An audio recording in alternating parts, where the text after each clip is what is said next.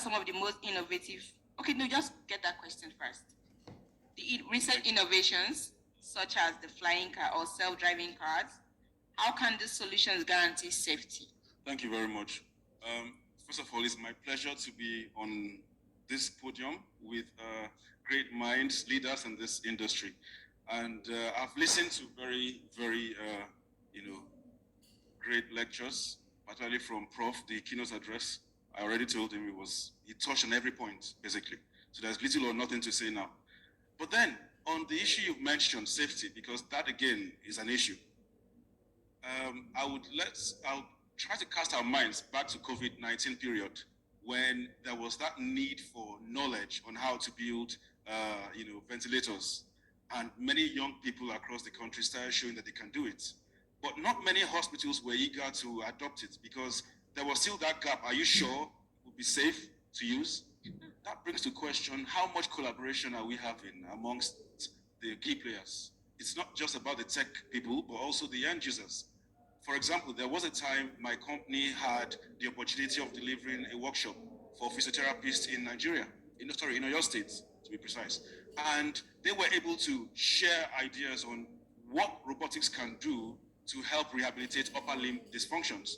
And it was interesting because some things that we thought were okay, they would say, no, you cannot do that because there is this particular muscle spasm that you cannot just help the person to exercise. You have to be careful, allow the person to willingly move to some extent before you continue that motion. Otherwise, it can cause some more damage to the body.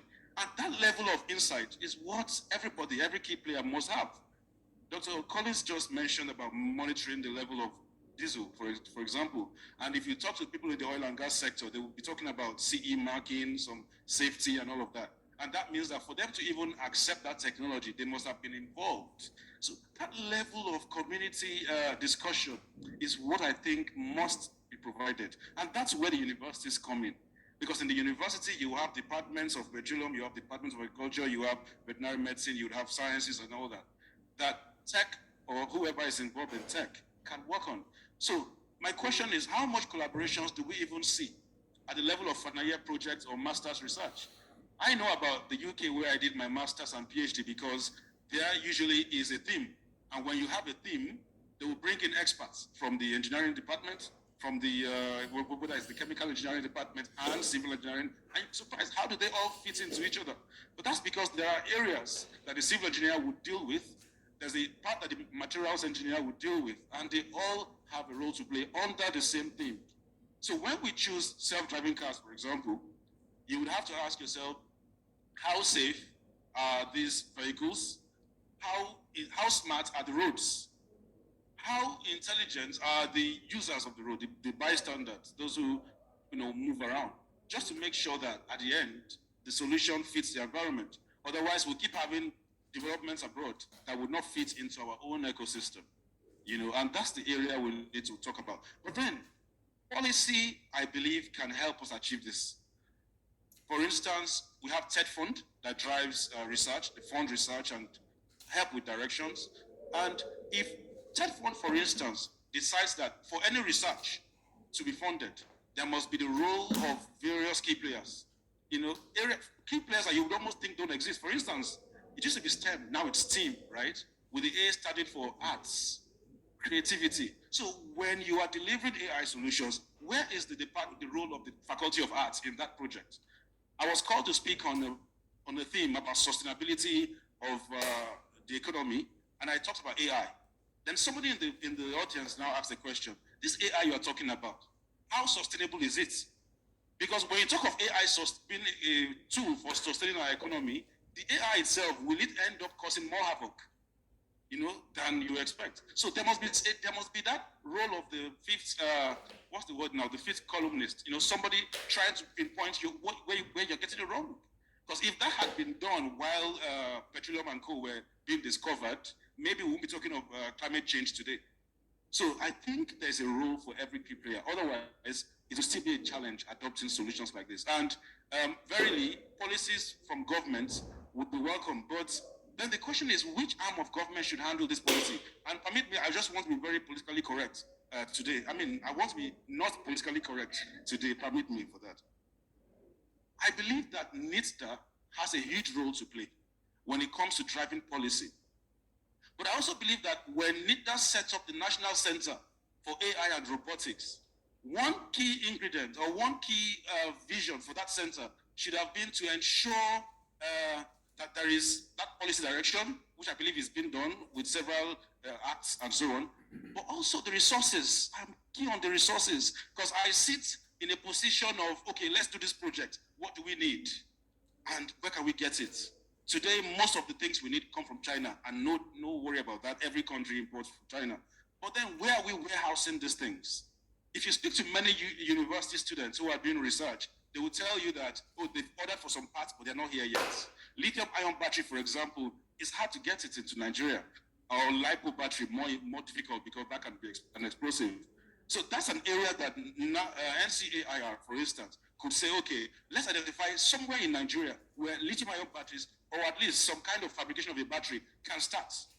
Then the area of sensors, by dealing with sensors for monitoring level, sensors for monitoring temperature, and so on that the health departments would need.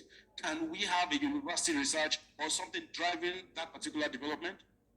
Because when you have all that, we now see an ecosystem that can self-sustain. Otherwise, we will continue to depend on other countries. I was involved in a research where there was a need to see how safe nose masks were. Because at the point, we were thinking nose masks have to come from abroad. Then someone said, why can't you use Ankara material for nose mask? Then the research was done to see how sustainable or how safe that would be. And it was safe. Well, they figured out how best to put the materials together. So I think that kind of in-house research must be driven. Sometimes it's not about the funding, because, for example, I established RAIN in Ibadan, and I refused to bring it to Lagos or Abuja because I feel like everybody should develop their community. Now, how much did it cost to set up that facility? And today, students from other countries are coming to RAIN. So I believe the problem will not be the funding. In fact, there are so many investors wanting to invest in directions that they know would yield profit. Then where's the policy to push that? So I think that discussion must be really dealt with so that eventually everybody can go home with an idea of where they sit and what they should be doing. Thank you. Thank you. Okay, you have 30 seconds. Are in place to ensure the adaptation of AI cut across all sectors in Nigeria and also in the grassroots level? All right, thank you very much. That question has come in at the right time because now the Honorable Minister for Communications has just summoned an AI strategy team. And that's because it's important, to see how we can drive AI across all sectors. Already, people appreciate the value of AI. I'm glad with ChatGPT now, almost everybody has some level of interaction with AI. You won't believe some people don't compose normal text messages anymore. They make sure ChatGPT helps them with that. So yes, although it's also been used for crime, isn't it? I got a call some time ago from a French journalist in France who said someone used some kind of deepfake to scam somebody else. And he was wondering if deepfake is already in Africa or in Nigeria. And I said, well, there's an app for that already. Now, there is definitely a need, to drive that development, and the plan is on ground. But then the question would be, do people already see the role of AI in their businesses? I will say this because I'm aware that some multinationals already have what they call the department, the chief transformation officer, people that would help to see where does AI fit into their entire process and operations. But some businesses still do not understand where AI will solve most of their problems. So while we are talking of AI taking over people's jobs, some people believe that no, they are immune to all that because their process requires human labor, human efforts. It's interesting because with AI, sometimes you don't even need, like policemen on the street. In China, for instance, they have pedestrian cameras that capture the faces of almost everybody on the streets. I know that might be an issue when it comes to data privacy. But again, that makes it more efficient when you're tracking or looking for a crime or a criminal. And also, you can have, like on the road, cameras that can detect plate numbers and the color of the car, the brand of the car, and if possible, the people in the car. So if tomorrow a car is stolen or someone commits a crime and goes through with the car, you can quickly determine where the person is across the state. And that, I believe, is just one aspect of how AI can solve some of our problems. But until many business players understand exactly where this fits in, even the call for an AI strategy may not see the required acceptance within the populace. So what I would say is this: we need more than just an AI strategy committee. There must be that deliberate orientation. In the meeting, when Sam Altman visited Nigeria and it was in Lagos, there was a meeting we had with him. And one thing he was saying was, can I know one area or two that in your country you need ChatGPT or OpenAI to improve on so as to solve some of your problems? And what I said was that perhaps we should have committees in place to look at how we can utilize AI for our people. Already there are AI systems that are built globally, but do they solve our local problems? There are some rural areas that don't have access to medical experts. Can we have some kind of chat GPT that can respond to medical queries, but not the level of just generative AI that will just give you what it thinks is right, but something that has been tested? In the aspect of litigation, for instance, there are times when people file cases in courts in one place and in another place, and the judges might not know that the same case has been filed until they deliver judgment. And according to jurisprudence, you have to still deal with that problem.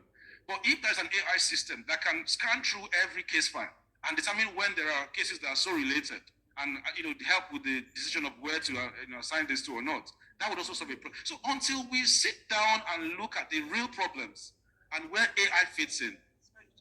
Please, the noise is distracting. I don't know if from inside the hall or outside. It's really distracting. Thank you. So I'll round up now. Until we sit down and look at areas within the country where problems can be solved through AI, there will be an AI strategy, and people will begin to wonder, how does that affect me?